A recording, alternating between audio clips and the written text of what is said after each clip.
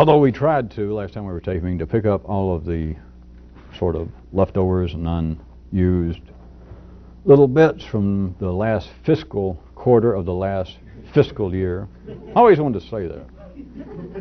Well, to me, accountants always sounded, well, is it intelligent or arcane? And what's the difference? So let's see if we can fiscally wrap them all up.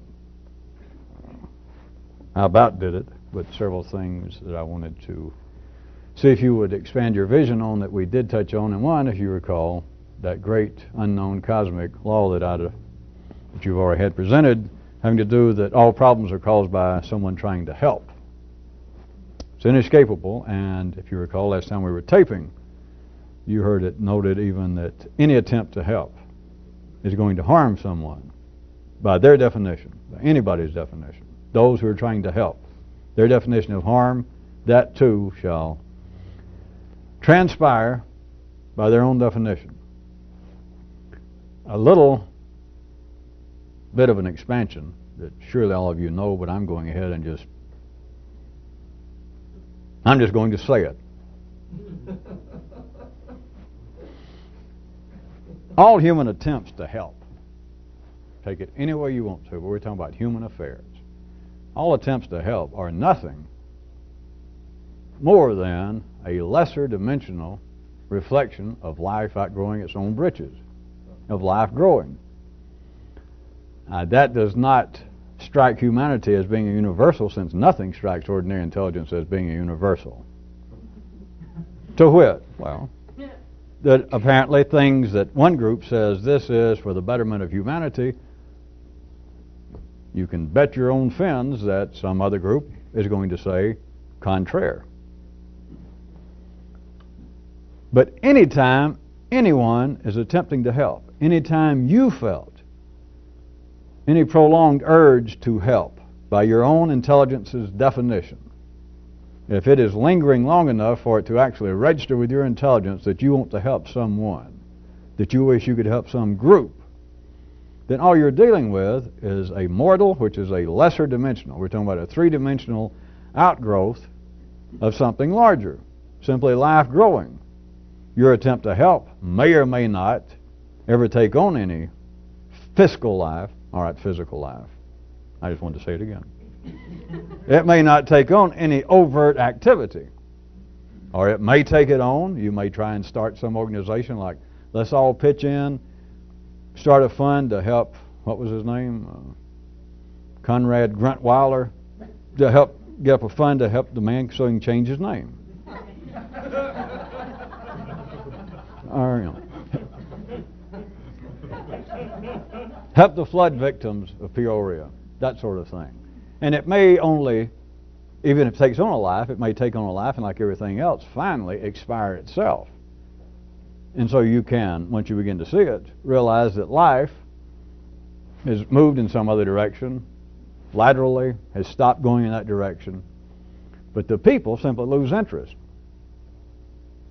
And they're not normally called to explain themselves. But at any rate, the point at which people feel the need to help, they either think about helping, or they actually not only think about the actions of helping, but they actually take action.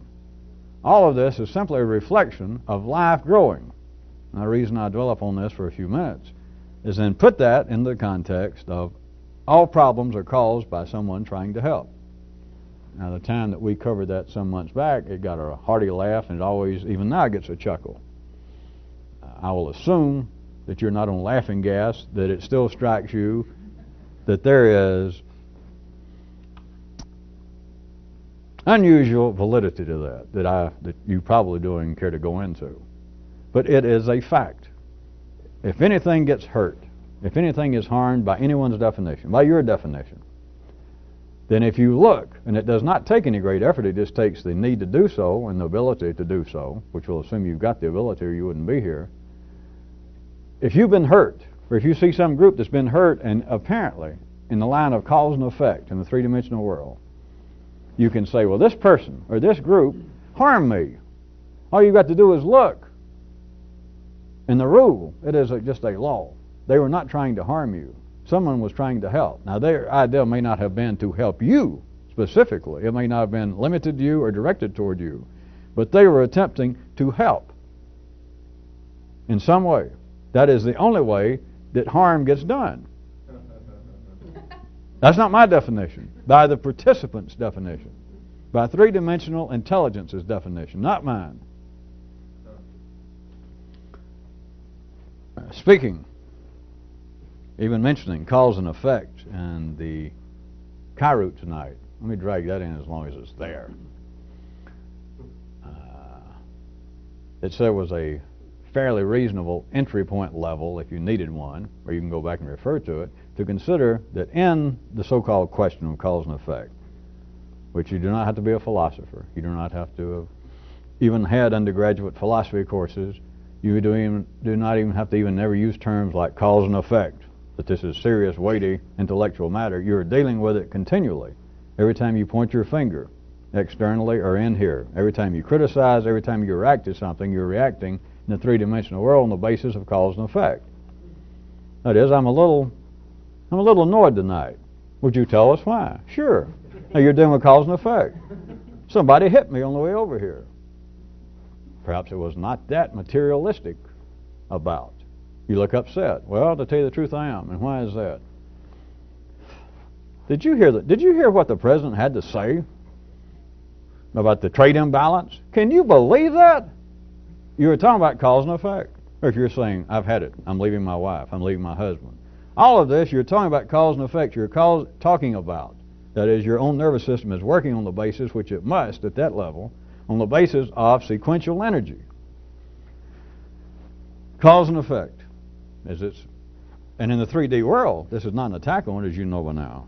In the 3D world, the operations of the human intellect could not operate if in some way someone could jump in and grab in toto the human intellect and pull out the concept of cause and effect, which the words are not it. It is the energy behind it. It is a sequential flow of energy at this level. If they could do that, you would wreck the planet. People must think that way. There's not that anything's wrong. That is the basis. That is the lifeblood of ordinary intellectual functioning. But a more manifold view, even to start with, which doesn't cover it, but if you can even start here, anytime you need a place to go back and put your little cerebral foot, is on that basis of cause and effect. That kind of question, that kind of consideration, is look at it this way, that effects are local. Well, they're always personal, which is the same thing. Effects are local, but the causes are universal. That is, rather than sitting around and letting your own nervous system run on some sort of carousel and say, well, I'm trying to explain away someone stepped on my foot, metaphorically, financially, or otherwise, and in some way I'm going to explain away that they were just trying to do good. They just probably didn't notice me and I just got stepped on. I'm still out $20, and I'm still rather annoyed. Rather than go through that kind of absolutely impotent process. It's got nothing to do with thought. It's got nothing to do with philosophy. That is not thinking more than you have to. That is not doing this kind of stuff, if anybody ever wanted to try and do this kind of stuff. But look at it this way, that there is no sequential place, there is no local reality to causes. Now, of course, at the 3D level, there are, because everyone can turn around. When you say, well, you look upset, well, I'm upset. Would you tell me why? I'll be delighted. My wife's bugging me again. It's the president. It's the way that the spending of our government is completely out of control. If there is a local effect, what else is life? You may say life is some great irritation, or life is, just one thing after another, and it's just breathing in and breathing out. Look at it another way. Life is effects. And so for every local effect, everyone can go, well, there's the cause. Believe me, if they're not sure, they'll say, well, the cause, right now, I do not have enough information, especially if it's statistical, but I do not have enough information to pinpoint it. But the point is, that's still a cause. There is no doubt to ordinary intelligence that there is sequential cause for every effect. The way I feel right now is because of what my wife said. The way I feel in general. I know many people, I'm speaking now for ordinary person, a guy says, I know that many people think that I'm pretty abrasive in general. There's a cause for that. If you've got a few minutes, let me tell you the conditions under which I grew up. You won't be at all surprised then. For all local, three-dimensional effects, for everything that a person, the nervous system apparently feels, thinks, does, if it asks itself, if it is asked, and if the energy is such that it should respond, no one stands around and goes, Jesus, there is no reason for that. We can take a second here and you can think, find me how wrong I am again, like, well, people do that. Not unless you're working in one of those places that you have to have a key to get in and out at night, and you've got to wear a name tag and a white coat so that they can tell you from the people with whom you're working. People do not say, I don't know. If they in some way say, I don't know, it is still a cause. That is like people saying, well, I haven't been feeling well lately. This is a bad example because it's not in the middle of the bell curve of humanity. But somebody says, I don't feel real well lately. Well, why is it? Well, I believe that there's some UFOs that have locked in on my brain pattern. Or, I don't know, there's some kind of cosmic forces. I think that some sort of curse was at one time put on one little district in Greece by the gods before they went away. And I think that I am now reaping that kind of whirlwind. Even if they're not very specific, there is no doubt, no one says, the human nervous system is not wired and primed to in any way feel that, hey, things are going on in me. That is something local. It has to be something that's local. That is something that is pertinent energetically to you. Not something theoretical out there, because you almost can answer then that you don't know. But all the human nervous system is saying is, I don't care. I've got no interest in it. And if you tried to push somebody, say, wait a minute, why is it that this group of people over there are acting this way? And you look at it for a second. Maybe you ask them, is this a quiz show? Do I get a prize if I answer this kind of wasted question? If they say, no, I just wondered, do you know why? You pass for being intelligent. Why are these people involved with this kind of activity? I don't know. And what you're saying is, they're nuts. I don't know. But what you're saying is, I am not wired up to care. The kind of energy going on, let us say, I don't make this too vague, the apparent conflict, political/religious in Lebanon. And let us say that you're not a Christian, you're not a Jew, you're not a Muslim, you don't keep up with the news, just whatever reason. They say, what do you think is the real basis? Is it political? Is it religious? Is it really fighting over territory? Yeah, I've heard something about it on the news. Well, what do you think is the cause of this? I don't know. Are you serious? Do you think there's just no cause? I don't know. Could be. What the hell? They're nuts. They're crazy. I don't know. All you're saying is, I have no interest. I am not plugged into that kind of energy transfer. Other than that, which I just wanted you to, as always, we're trying to take up for any of you who still have a verbal, active old nervous system that tries to interfere and talk to you reasonably and sequentially. Sometimes you have to go back. It's like having a little Haley's MO or X-Lax or some kind of a over-the-counter treatment of those kind of still slow-moving echoes coming from your own brain. But rather than those kinds of those side trips, the human nervous system, anything that it is interested in, anything that it already reacts to, it does not in any way, it is not prepared to think, to say, to conceive of there not being a sequential reason, there not being a cause for this. But notice, as you should know already, you've had all your life to deal with that basis. Humanity's had, in the Western world that you know of, 4,000 years of thinking about that, and no one is any closer to any sort of definitive answer than they were 4,500 years ago, because there is not one. This is, if you even look at life, which is not improper at the 3D level, as being sequential. One thing causes another. It's got to, or nothing would work. No one would think, no one would get out of bed, no one would go to bed. No one would do anything. So at that level it's true.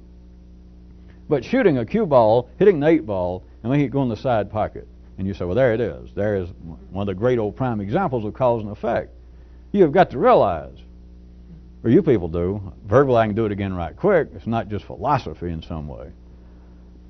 Just say, well, the guy, I shot the cue ball. I hit the cue ball. That was the cause of the cue ball going. The ultimate effect, cue ball hits the ball, run, it's in the side pocket. You say, well, why did you shoot the cue ball? Well, I just wanted to. Well, I mean, why? Well, I wanted to show you this example. Well, why did you want to show me this example? And there is no end to it. You can say, well, I don't know. I guess I was trying to impress you. Why do you want to impress me? Well, maybe it wasn't you. Maybe it was your girlfriend. Because to tell you the truth, she's a lot better looking than you are. Well, why do you want to impress my girlfriend? I don't know. I guess she reminds me of my ex-wife. Why'd you get divorced? You know, you keep on and on. It would seem that you're going to get somewhere, because this is the whole thing of the old idea that I took beyond the literary stance of, in Medea's rays, of coming in the middle of everything. It's not just literary, alliterary significance or moviedom significance. That is life. You came in the middle, this play's already going on. And there you are, you're suddenly, 5 years old, and you say, yeah, I don't like broccoli. And so there you are, you're in the middle of the play. Beyond it being actually a physical occurrence having to do with birth, is intellectually. You turn around. And you're always stepping in the middle of the play, in the middle of the book.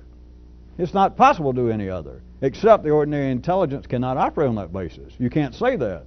Because if it could say and conceive what I'm saying, don't get lost, then it would see that there is no cause and effect. The cue ball did not go in the side pocket because of anything that my intellect will come up with. Now, you can say it's because the cue ball hit it. That's true. You can say it's because I shot the cue ball. That's true. But you keep going back in this sequence, and there is no final point. In the ordinary intellect, I could get ordinary people to say, well, that's true. If you're going to put it that way and you keep on playing cause and effect, it goes back, and I can't tell you what it is. God did it, the Big Bang did it, just laws of nature have put all this in motion.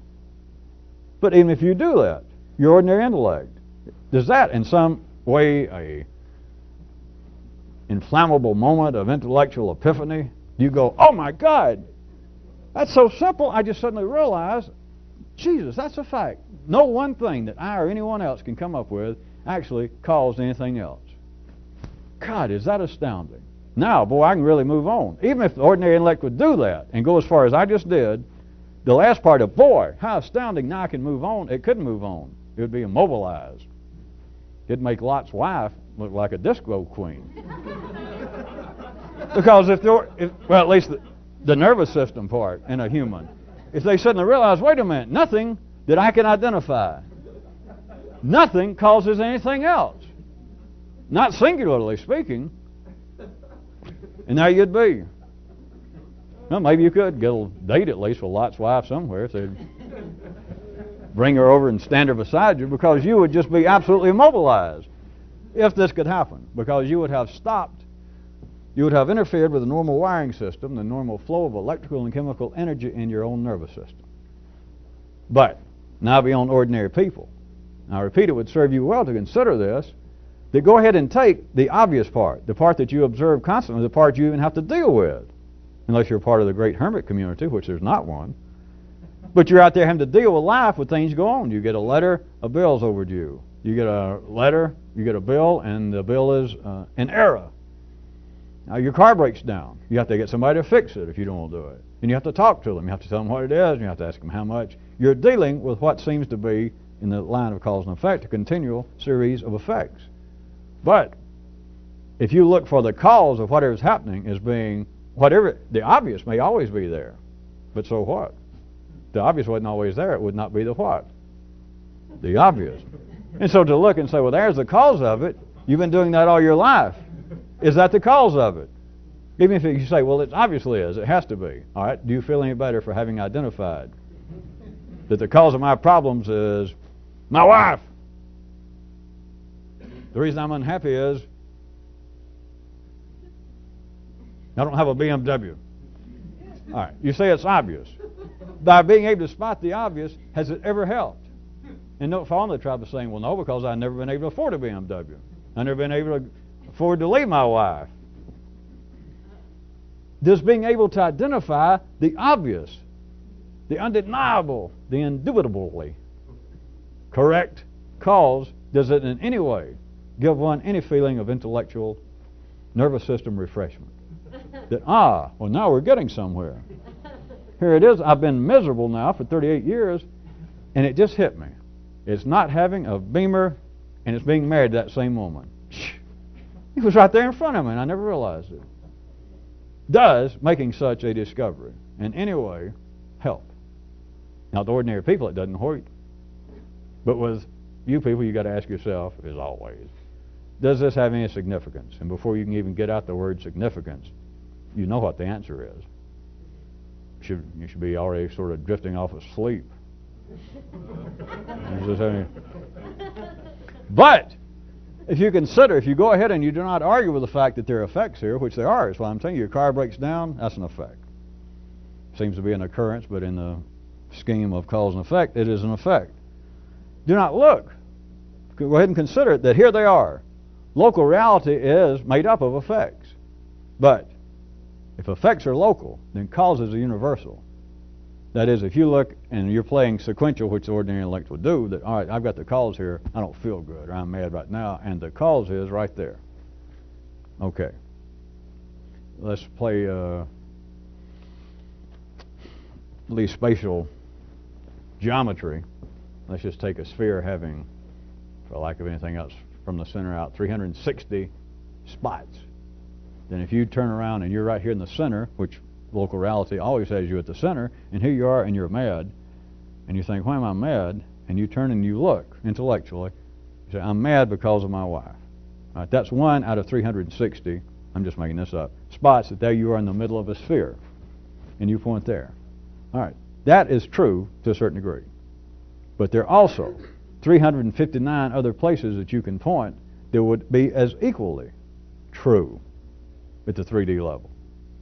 Do you understand? That's what I mean by effects you can consider local, but causes are universal. That is, no matter if you pick out the obvious, it's not that you're wrong to say, well, this caused me, that's the cause of the effect right now of me being mad. It's not that that's wrong. But if all possibilities were 360, just for instance, then all you've got is 1/360th. But you do understand, and you've got to guess that I'm understating it. Or else all the times you identified causes, at least you would feel 1/360th bit better. And I might add, that's probably, as I said, too charitable, because you might be able to actually feel, having experienced it, to 1/360th degree, I do feel some better having identified her as the cause of my distress. But the point still being there, you would have to look at it if you're going to pursue this along the line I was talking, which is not a line, around the spiral, that the effects local, causes universal. That is, anywhere you look, I don't feel good. Look anywhere you want to for a cause, and any cause you come up with. If you knew how to improvise your lips, and you just made your lips just suddenly say something. You've already said your wife, you said that before, and then you've said your childhood, then you've said the Republicans being in the executive branch in control for so many years, you said all that. If you could in some way, if Coltrane could come back to life in spirit and take over your lips, and you could just go, and your lips just said, whatever other reason I might feel bad, and your lips went,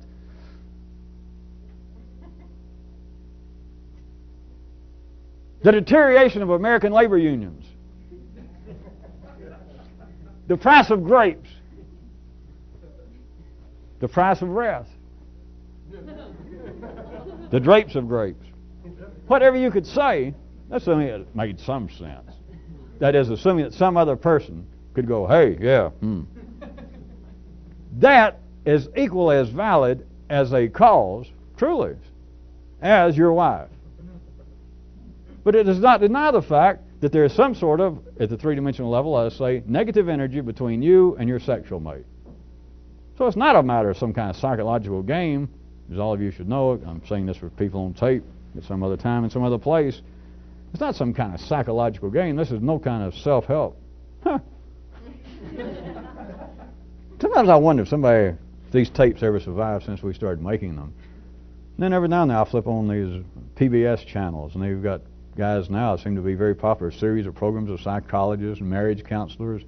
And they're standing. I see one guy with, not unlike this, got a lectern. He's talking, and it's all about, this one guy I keep running across talks a lot about himself. Not only he start talking about the problems in the family, seems to be the hottest thing, but he'll be talking about problems of family and the statistics that show the kind of estrangement between children and the drugs in the high schools and even grammar schools. He says, I can still remember the time, the years that I was tied up on taking those pills. And it's all to help people get well. It's to help people. And sometimes I just think every now and then, could anybody mistake this for some kind of self-help? Or like to improve, to make you better? I'm not going to bother with a punchline to that. If you don't see the punchline,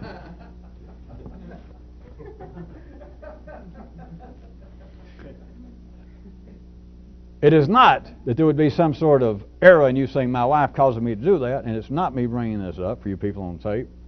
They're trying to help yourselves.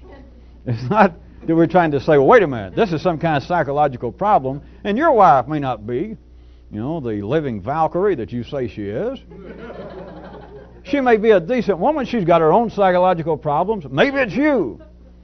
Sit down here, sir, and tell us, what was your attitude toward your mother? In other words, we could be in some way, apparently, as they call it, I guess, psychologically trying to excuse or trying to exonerate or trying to understand that a relationship is not just one-sided. And if indeed you feel as though you have complaints against your mate, it cannot be all of your mate's fault. Your partner responsible for it. It's not that. Because I'm not saying that she does not, if we're going to stick with that example for a second. If you say, I don't feel good in life, and the problem is my wife, hell, I don't care. That's as true as anything. But if there are 360 possibilities, which I'm hinting there are more, that's why we're calling them universal causes, that has no more validity than the deterioration of the American labor union. And of course, but to a local, that is to an ordinary person, if I told them that, you know this, a local person of intelligence would say, well, you're insane. If I may be charitable, you're nuts. I don't belong to a union. I got no friends in unions. I don't ever think about unions. It's got nothing to do with me being upset. All right? I'd hate to try to point out anything to the guy that just talking about the union got him upset. So. But then he would say, if he was ordinary, he'd say, it's not that upsets me, it's your dumbness. To even say that the unions could upset me or has something to do with me, I'm not mad at the unions, I'm mad about somebody bringing it up.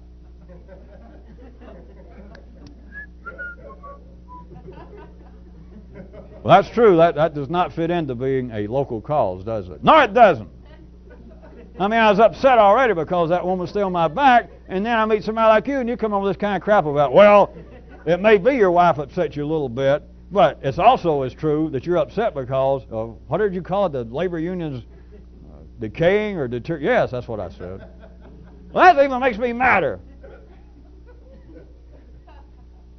Because you would see, to that person, this cannot be a local cause. I got no interest in labor unions. I never even think about labor unions. And for you to say that has some bearing on me being upset, it does kind of make me mad. Because all they're saying is the energy behind the words, as I take them, of the deterioration of the American labor union. Or if you just said labor unions, well, all that other stuff, I'd still went, you're crazy. Because what they're saying is there is no local validity. There is no local reality. That is, to my intellect, the labor unions having any bearing, any pertinence, any significance in my life is not true. So, you understand, that is not a local cause, and they're correct. At sequential level, at the ordinary level of intelligence, there has to be a cause. Oh, they can be kind of little periphery causes there at the edge. My wife is my main problem. Is that the only reason you're upset? Did you say this was a contest? I get a prize? Don't start all that crap. Is it just your wife? Well, yeah, it's mainly her, but I'll tell you the truth. I don't care for my job either. Well, you only get one wish. Which is it? Oh, my wife. My wife. That's definitely. Do something about that, and I'll get a new job. There has to be a cause.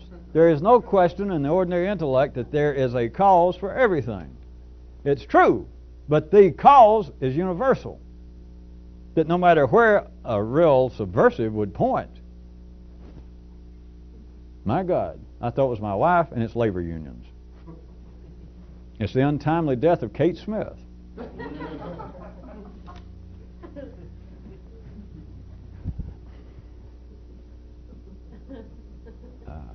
If you needed more picturization, you could look at all this idea of cause and effect, and I was bringing up spiral as opposed to a straight line way of thinking. How about if you had a nice big carousel and looked at the movements running through the human nervous system?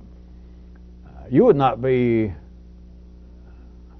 mentally untoward to look at a carousel and see, let's say, a blue horse up here, going up and down and going around, and behind it is a red horse, a polka dot horse. It would not be unreasonable, take this in a metaphorical sense for a second, to say that in some way, for your intellect to accept the fact that the red horse is in some way pushing the blue horse. Because it continues. And every time you see the blue horse, right behind him is the red horse. Time after time, they go out of sight, and you wait a second, they come, and it's the same thing. If the red horse stops, the blue horse stops. But as soon as the red horse starts back out, the blue horse goes.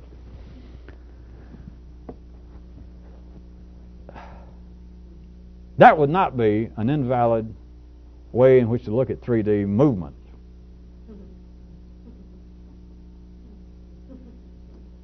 But if you were going to try and consider a wider picture of what makes a merry-go-round go, you would have to expand far beyond the physical presence of the ride itself. You would have to start considering all such matters as this.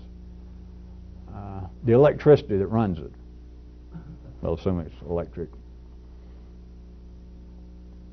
operated. You would have to consider who designed it, the original plans, the financing of it, who decided to actually go ahead and build it, why did they decide to put it here, the advertising that attracted you and other customers there to keep it operating. You would have to do likewise, jump back to the electricity. I guess ordinary intellect could say, well, wait a minute, that was enough right there. That it's not the red horse pushing the blue horse. What if that's true in some way? So what? The thing still, the red horse would not be causing the blue horse to run if you couldn't plug it in over here in that box and the electricity start the thing moving. But then, this kind of expansion, I surely don't have to go much further. But me saying that you would really have to consider the intent of the merry-go-round, who designed it, who built it, who owns it, how they advertise it, how much they're charging. But look at the electricity. Then you'd have to consider where the electricity came from. What company is this? Who owns it? Is it publicly owned? Is it privately owned? Is it operated off of part of the Corps of Engineers operations? Is it quasi-governmental? How much are they charging for electricity? Who invented electricity? All right, who discovered electricity? All right, who developed electricity? There would be no end to it. And yet you can look at the ordinary intellect at one thing and say, the red horse has got to have some bearing on this blue horse. There is some sequential line of events because every time I see one, I see the other. And I picked this out rather than the billiard ball here for a second so that you wouldn't think it was too straightforward or too simplistic. Because this seems a little weirder. Because I would assume that most of you at first would think, well, that would be silly. And when I said take it metaphorically for a second, you went, yeah. All right, now forget the metaphorical. What would be wrong if you did not know any better? And you're standing there watching this thing, and you've never seen one. It goes around. And I said, I want you to look. And there was only one red and one blue horse on there, let's say. Out of all the others, all kinds of horses and swans and everything. And I said, I want you to watch the red horse and tell me if you can come up with some kind of, you've got a good mind, you're rather scientifically inclined, can you come up with some kind of theorem as to what's causing this red horse? Just watch. Just kind of look around at the red horse and the general environment and watch it go by and tell me what you come up with. It would not be unreasonable. Now forget metaphorical. If you'd never seen this, you had not had that much experience with rides of this nature, and you start looking around, the closest thing to the red horse is the blue horse. There are other things going on. Halfway on the other side is this huge purple polka-dotted swan. And there's other things, but you struck, as the intellect will do, is you look in the immediate environment, and the closest thing to this blue horse that I'm asking you to consider, what's making this thing run, is this red horse. And every time you see the blue horse, it goes out of sight, and that red horse stays right at the same distance. It's almost like a mathematical formula. It's almost like being able perhaps to see it is in a certain way down to the subparticle level in a way that people have never physically seen, that there is a continuity here. There is a consistency. And sure enough, here comes that blue horse again at the same distance. And nothing else. None of these other animals and other things there on the merry-go-round, nothing's moved any closer. Nothing is retreated. There is this consistent distance, and there seems to be a tempo, a movement, and the red horse in some way. If we're going to play cause and effect, I submit to you an ordinary intellect could say, this red horse in some way, I don't know all the details, but this red horse in some way is a cause of the blue horse, the effect of it moving. I mean, that's a decent theorem. I can't prove it yet, but an ordinary intellect would not be ill-founded in such a conclusion, would it? You don't have to think metaphorically. But then, once you get past that and you know something about the carousels and operations of amusement rides, you know that, hey, not only is that not true, but if we start talking about the general movement of the carousel, the horses are not causing themselves to go. Electricity is. Well, not just electricity. It took a guy over there plugging it in, an employee. And yeah, they had to find an employee. Somebody's having to pay him. Yeah, there's somebody owns this somewhere. Yeah, that's not the guy that was plugging it in yesterday. They had to hire somebody new. They had to advertise in the newspaper, in the employment sector. Yeah. And the guy running it sometimes loses money during the summer, and he has some other investments to help keep this going. Yeah, the other investments. The ordinary intellect not only is not wired and primed up to think in such a way, if it was pointed out that all of this was possible, many people's ordinary intellect for a few seconds could go, yeah, that's true. But life is wired up in such a way that the human intellect is not about to think any more than it has to. And this is absolutely unnecessary, to say the least. Now, if I said if in some way someone could cause ordinary intellects, ordinary people's intellect, to pursue such a course and to hold them to it, if you could grab them by the scuff of their cerebral neck and make them still consider this, all it would do would be immobilize them. It would not help. Let me pick up another piece of something we were mentioning last time we were taping. You recall the idea of secrets, and I pointed out that humanity is wired up to be enthralled and driven in many cases by the notion of secrets. And the example I used of being initiated into a secret society, a secret religion, a secret church, secret organization. And it's always, you can write that home, always there will be some secret ritual of initiation. And what they find, or what I was hoping you could see, is a general rule. I can discuss it a little bit further and give a little leeway, but this is just it. The secrets are no more than the secrets of the initiation. You recall that. It's only a few hours ago. And then I even point out that, did anybody find it interesting that you do not hear of great riots, murders, at religious organizations, at Masons, at Elks Clubs, anywhere that has an initiation, that somebody goes through the procedure, has to lose weight, gain weight, part their hair differently, shave their eyebrows, contribute money, go without eating pickles for a month, and then they go through the initiation some night, go through all this kind of silliness, and then they're congratulated, and the glasses are hoisted, and everybody pats them on the back and says, you are now a part of the secret organization, you are now privy to the secrets. It does not happen that the person says, well, what are the secrets? You just went through them. The initiation of the secret initiations. You mean that's it? Nobody ever says that's it.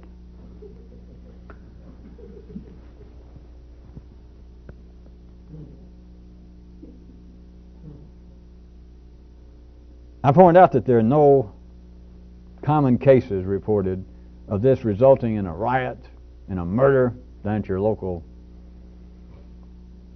Masonic temple or anywhere else. But further, now let's get away from those kind of examples which are not the point. You are continually faced, the ordinary intellect, because of the nature of the secondary world and its continual expansion, which is a kind of continual unfolding. You are continually, not call this of course, confronted with their secrets. Come a little bit closer. Move on a little further. The arbitrary cue is moving a little. You move with it. In fact, maybe you should try to get another place up there. But to do that, it's on the basis that something new will be revealed. You will be benefited from it. Not just getting a new car, but there's always something else held out. It's not just getting a new car, because who in their right mind would work 2 or 3 jobs and pay $45,000 for a car? I don't care if it's a BMW. Nobody. Because the car is not the end of it. The car is like the Masonic Lodge. It's like the Freemasons. There is a secret. Because you see people drive by in their BMWs. And they all look better than you do. They're all with people in the car that look better than you. They got dogs in their car that look better than you do. And they're all happy. And they never get tickets. And they never have flat tires. So, I know you think I exaggerate. You think too much. It's not exaggeration. It's simply not looked at as being a secret. But any secondary activity, inherent, tacitly in it, is the promise that there is a secret. That is, all right, you should go out and get a new car. Life needs a certain number of people to do this. But if people say, wait a minute, I got a car. Or somebody could even say, well, I don't really need a car anymore. But let's say, I got a car. It's paid for and it runs. Yeah. It's not a BMW. Well, as a matter of fact, it is. What year is it? It's a 59. And then your nervous system wants to say to life, what does that mean? Why are you laughing? How many people do you see in 59 Beamers? Well, I don't hardly see any anymore. Well, there is an old guy that lives down the street's got one. Do you in any way admire that old man? Would you like to be like him? Well, no. And it's always this lingering promise of there is some secret that if you will go do this, if you'll pursue this secondary activity such as get a car, I'm just picking that out, get a new job, move to the other side of the world, that it's not just the move, it's not just the car, it's not just the new wife, it's not just the new job, something else will happen. Now, you just never looked at it that way. But everyone accepts that, or you wouldn't do it. You would not go out and trade in a car you had that gets you from here to there, which if you looked at a car as being a primary activity, which is not necessarily. But if you did, you'd say, all right, what's the purpose of having a car? It's to move me from here to there. Does yours do it? Yeah. Why don't you get a new one? It's only $45,000. Because that's not it. What they're saying is, come join the Masons. And, well, you get to wear a funny hat, and you get to give us $200 a month, and you get to go through the secret initiation. And after that, people do not really ask after that. But even if they did, then the promisor, that is, that agent of life, would go, we'll see after that. But people go through this. Here's what I was getting at. Not only are there not fights and murders down at the unions, down at the Masonic halls, in life, nobody gets particularly angry or upset that life is continuing to promise that some new secret will be revealed if you will but get a new car or do so-and-so. And you do it. You get the car, and you sit down, you feel good. And it's like you got through the initiation. The dealer gives you the keys, hands you your payment book. You know, we'll forget about that for a second. But he gives you the keys, He gives you the keys. He shakes your hand. He points you toward the way out of the lot. Says, be careful, take a left, and be. And it's like, I'm now a Mason. And you wait for the rest of the secret. And there is none. But notice, nobody is particularly upset. Think about it. All your life you have been promised, without knowing it, everyone, not you people, not psychological, but life, to make itself grow through man in a certain way, continues to hold out this kind of carrot. The carrot's invisible. It's not called a carrot. It's certainly not called secrets. But that's what it is. That if you'll pursue this, if you'll do this, something else will happen. And something else does not happen. At least not what you expected. But it's not like you've suddenly got a planet with hundreds of thousands, or hundreds of millions of Peggy Lee singing. Is that all there is? Is that all? I could grant you this. Sometimes people get these kind of little feelings like you get your new car. There's no offense to cars, you know all that. It's no offense to ordinary life. Cars are good a hobby as anything. But you pull out, you drive around that day for a few hours, you go show all your friends. And maybe it takes a few minutes, maybe it takes a few hours, it might take a few days. That's no consequence. But it's going to be the same thing as that night that you are now a Mason, and they all slap you on the shoulder and they open the champagne and they drink and you keep doing the secret handshake and you keep looking at them like, am I really in? And you keep shaking the secret handshake. You know, it may take a few minutes. They may hang around a few hours that night. You may drag around that car and show all your friends. You may try to go out to hit a single bar somewhere, and now you try to pick up a better class of women, or maybe you just try to pick up a woman for a change. And now you stand there on your car. You keep hinting. You keep flashing the keys. All right, this goes on, but it's going to wear off. And the wearing off is this. The wearing off is comparable to the energy that made you do that was the same energy that made somebody become a Mason. And they tell you, all right, you now are privy to the secrets. You are now one of us. And the kind of thing I'm describing. That why is it that people don't go? Is that all there is? Or where's the rest of it? When it strikes them, which it doesn't happen verbally to ordinary people, but it strikes them that this is it. They do not turn around and shoot all the Masons in the room. The day comes, or it may take an hour or so, but the day comes shortly that what seemed to be the promise of a secret that if you'll buy this $45,000 car, it strikes you. Maybe that night, maybe the next day, it's all the same thing. That you look around, maybe it takes a few weeks, even your first payment. You look down, $1,350 a month, and you look down, you look at the car, and it strikes you, yeah, I'm now a Mason. That is, I'm now a Beamer owner. And is this it? You're like, so what? But the people get real upset, I can say for a split second, just so that you know that I know how life operates, even at the ordinary level, is that people can look at that payment book, look around, they're sitting there in their apartment at Saturday night and they're still alone. In fact, their inflatable doll is ugly. That's how bad they are.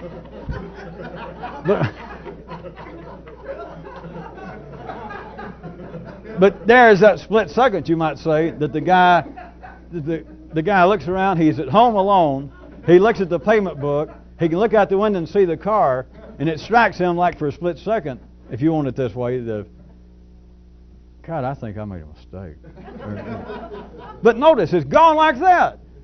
It is. Well, since you didn't have anybody to kill, it'd be mass suicides. Notice, the human nervous system is not particularly angry or upset over being fooled, day in, day out.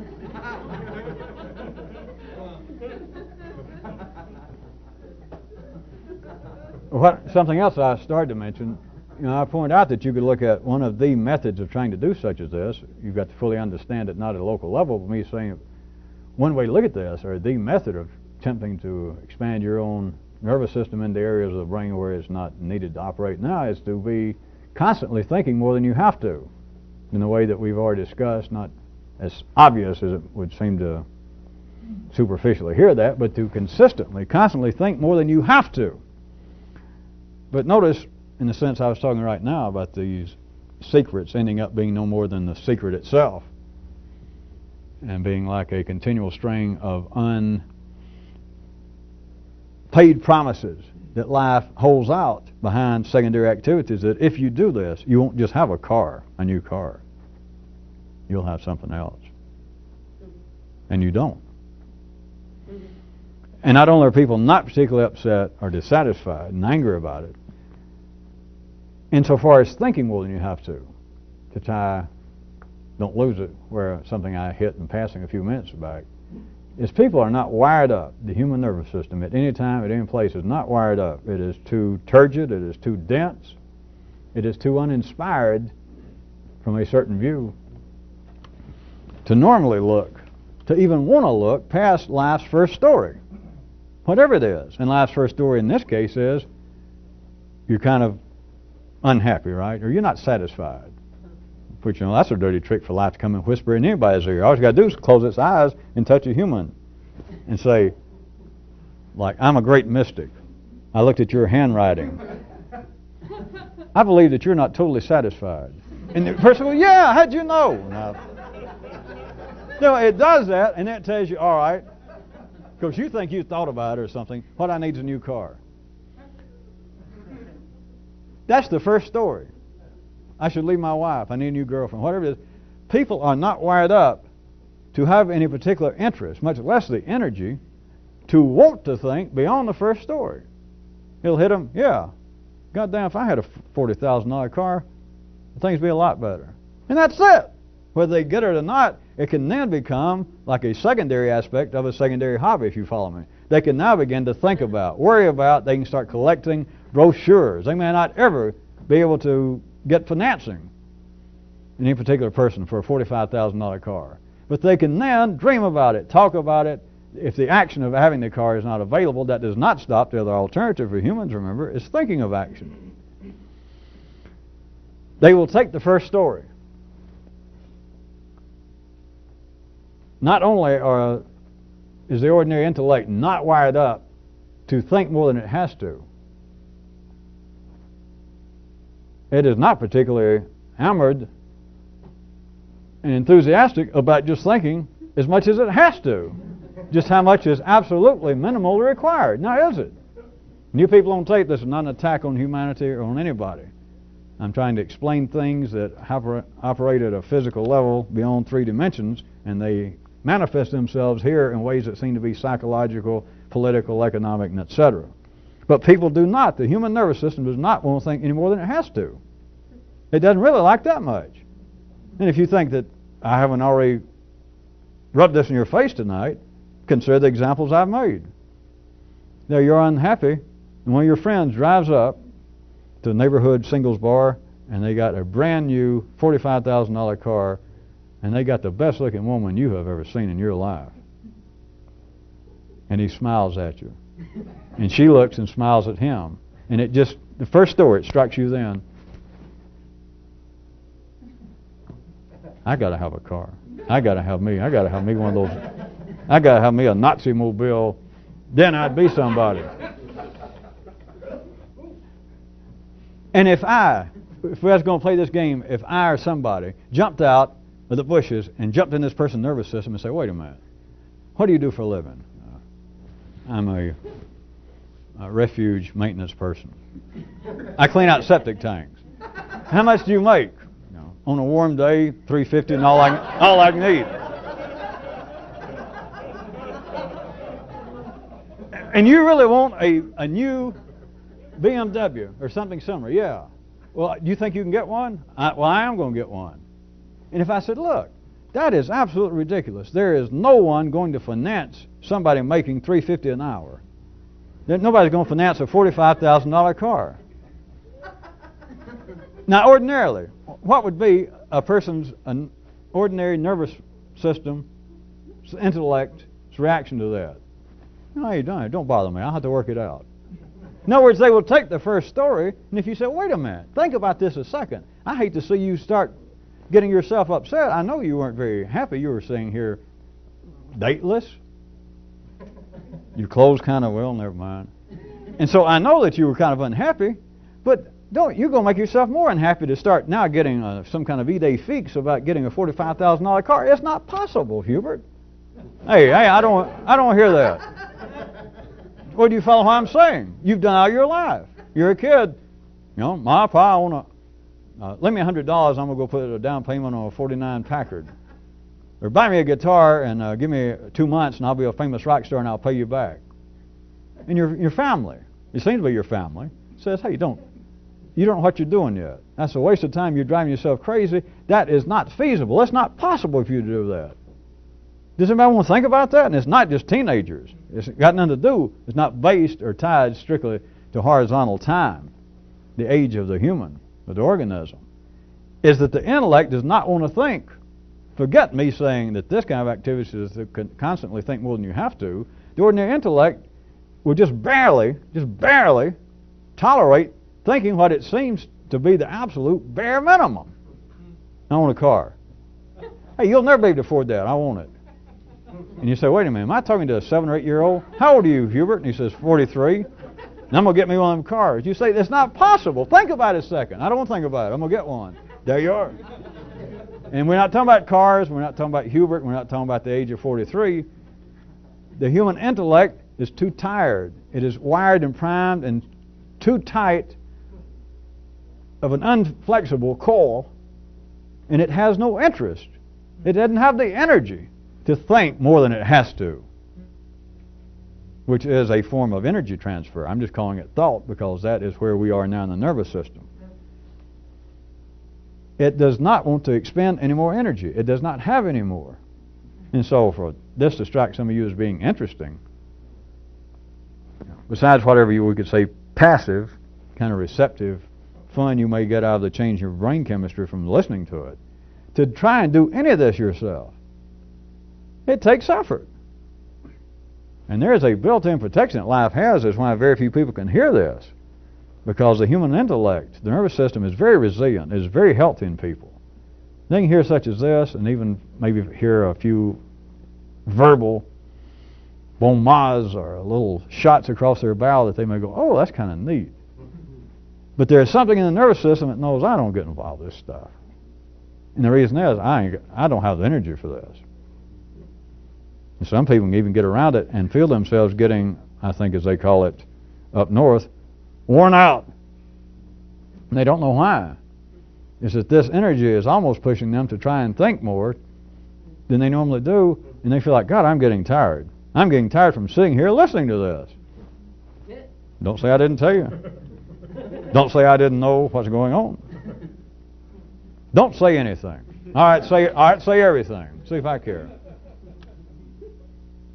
Yeah, that's it.